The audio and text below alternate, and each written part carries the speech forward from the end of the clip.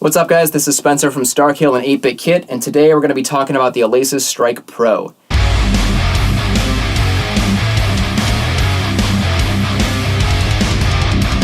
This is the kit I've been using for the past couple months and in all my videos, and I wanted to give you guys a rundown of how it works. So on the surface, it's a 6-piece kit. You've got 2 up, 2 down, snare, kick, dual zone crashes, 3-zone ride, and all the pads are dual zone as well, so you can have separate samples on the rim that you do on the head. And the biggest thing here is the size of the pads and the crashes. Most E-kits have like 8-inch pads, and I don't know what they expect you to do with that, like you're going to play it in a closet or something, but this thing is super realistic. I can really dig into these pads and not feel like I'm going to break them or anything. I've been playing this for months, and I don't feel like I need to change the heads or anything at all. The hardware's all pretty nice, the stair stand's pretty good, and the rack's alright, pretty portable. But my biggest quirk with it is going to be the plastic clamps. If I was going to take this kit on the road, those would definitely get swapped out with some kind of metal alternative. The other thing to note here is the kick plate is pretty short. I'm using the Pearl Demon drives, and it's just barely grabbing it.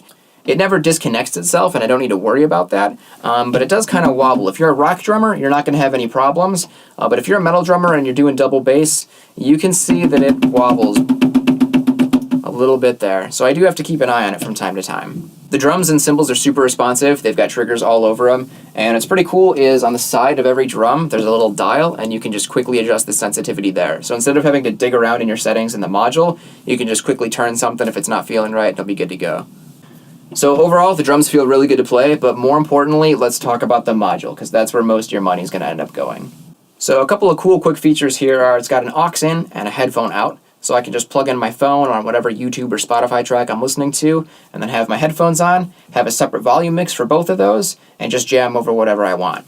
It's super convenient for recording too. I can run the click track from Pro Tools here, and then run the MIDI back to Pro Tools in a seamless process.